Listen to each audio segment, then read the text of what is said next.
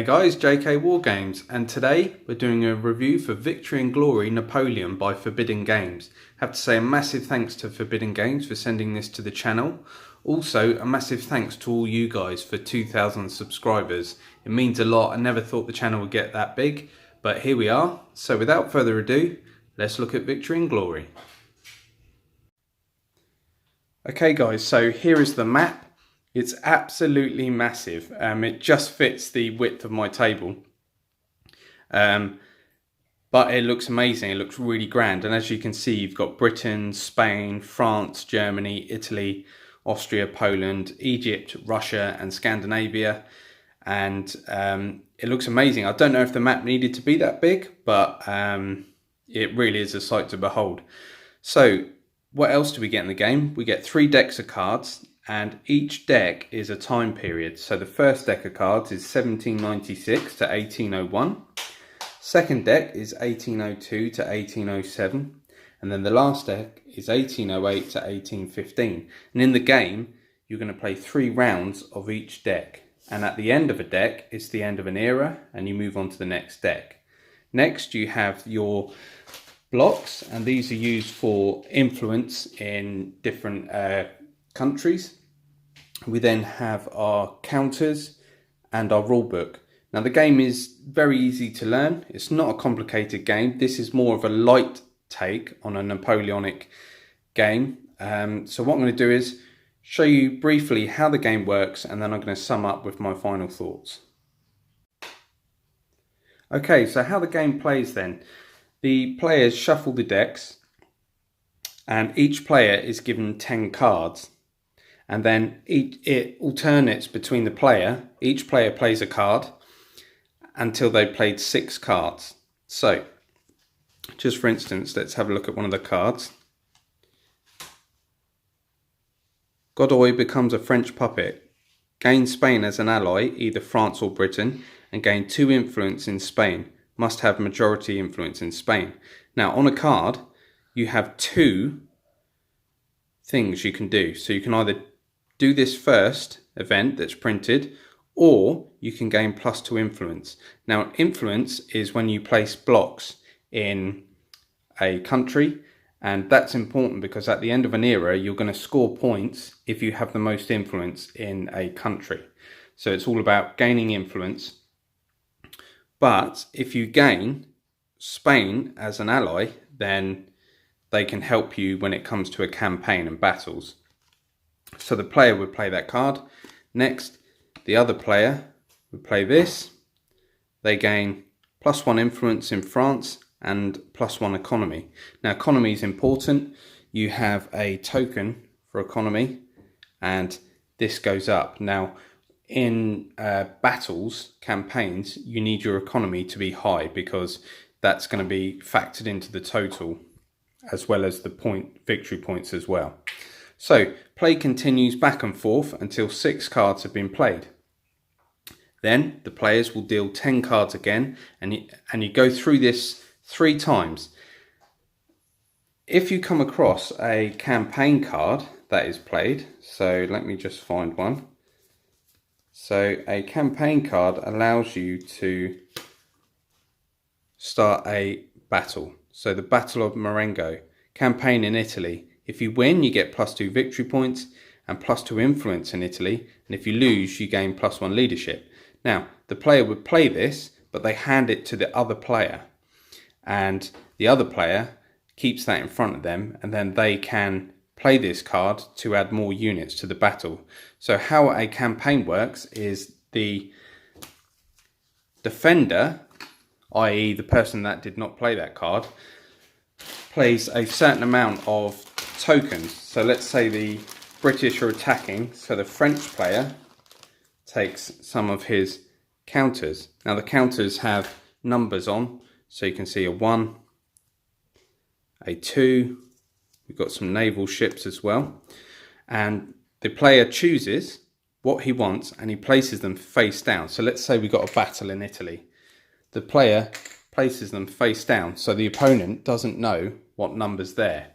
Then the British player can add his units without the other player knowing. So these are all these are all naval ships. We don't want those. So let's just say that the British player uses an artillery and a Prussian infantry. So then players reveal their counters. So the French player reveals and the British player reveals, and you can then see the totals. But this battle is not resolved until the end of an era, or a card is played that lets you resolve a campaign straight away. So if a campaign is resolved, let's show you how that works. But the campaign card, if it's in front of the other player, they can play this, hand it back to the other player, and then they can add units to this. So as you know, the era's going on, you're adding units to the campaign to try and beat your opponent. So when we get to a battle, what we do is, it's really simple. We add up what we have. So we have, France have 2, 3, 4, but then they get a bonus point for each separate unit. So 1, 2, 3. So 4, 5, 6, 7, and then they add their leadership and tactics value. So let's say they had 4. They then add that to their 7. So they have 11. And then the British player adds his 3, 4, 5. Let's say he had a leadership tactic of 1. He's got 6. So the French player has secured victory. He then gains +2 victory points and 2 influence in Italy. And that's the end of that battle. But the loser has to get rid of their highest counter. So this infantry counter is a 3. So we have to get rid of that. And the winner gets rid of their lowest counter. So this 1 would be discarded.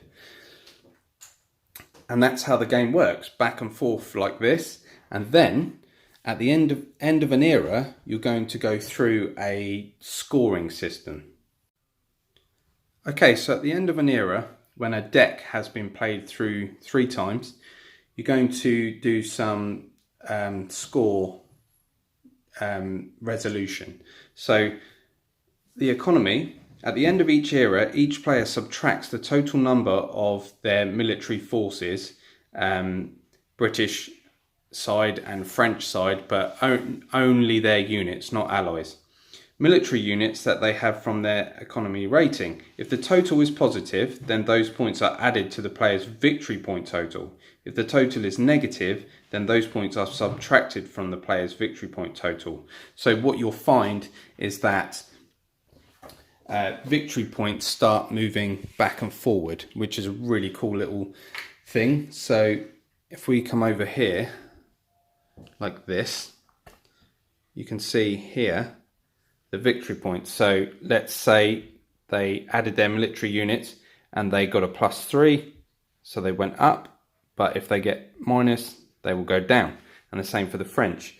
And as you go on, leadership and tactics will go up and down, and also your economy. So this creates this really cool thing of back and forth play of, right, I'm getting high with victory points, and then all of a sudden they're going down. Creates a nice little bit of tension in the game.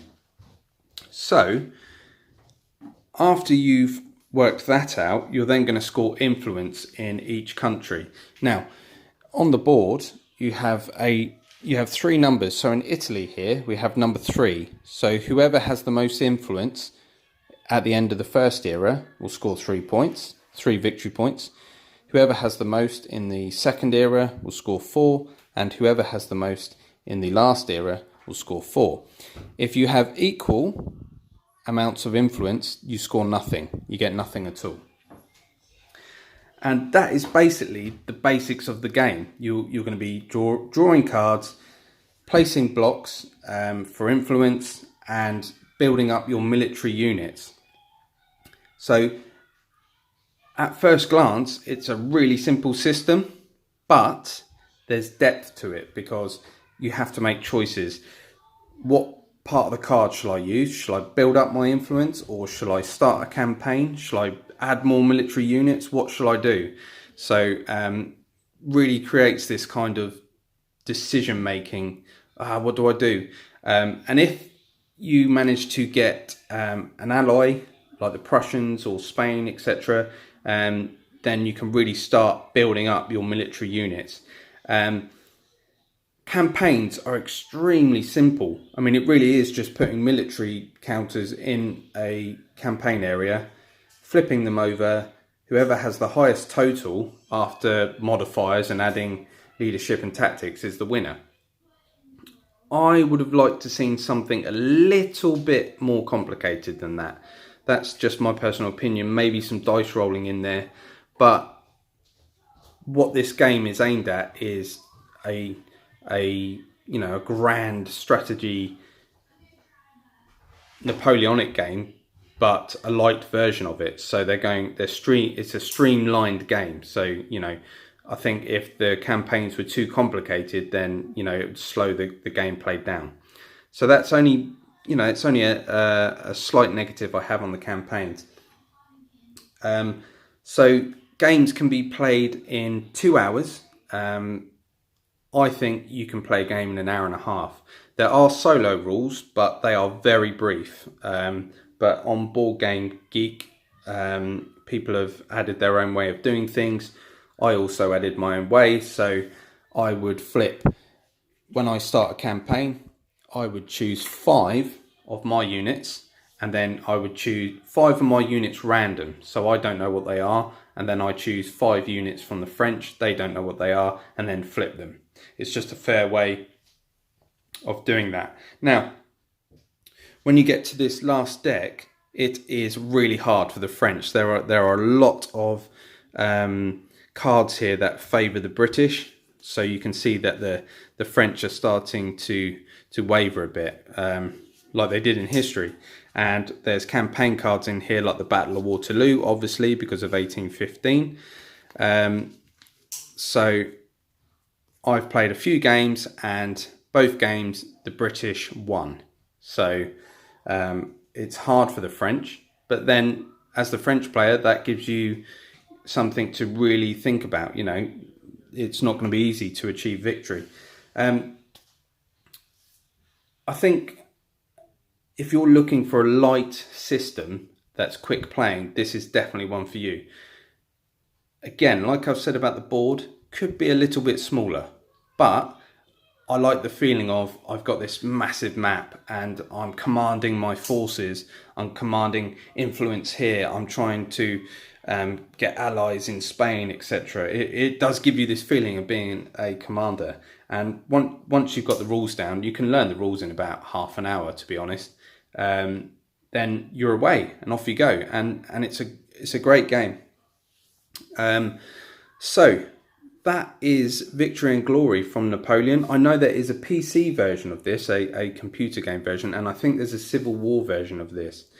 So yeah, so my final thoughts on this are, it's a good game, it's light. If you're looking for an in-depth Napoleonic grand strategy game, this is not the one for you. But if you're looking for a fun, light war game, then this is it. And it is fun. It is really good fun. You can break this out, play a game in an hour and a half, or you could probably play 3 games in an evening. So definitely worth picking up. The box is absolutely massive, and the artwork for the game is fantastic. So there we go, guys. If you enjoyed that one, make sure to like, comment and subscribe, and I'll see you in the next video.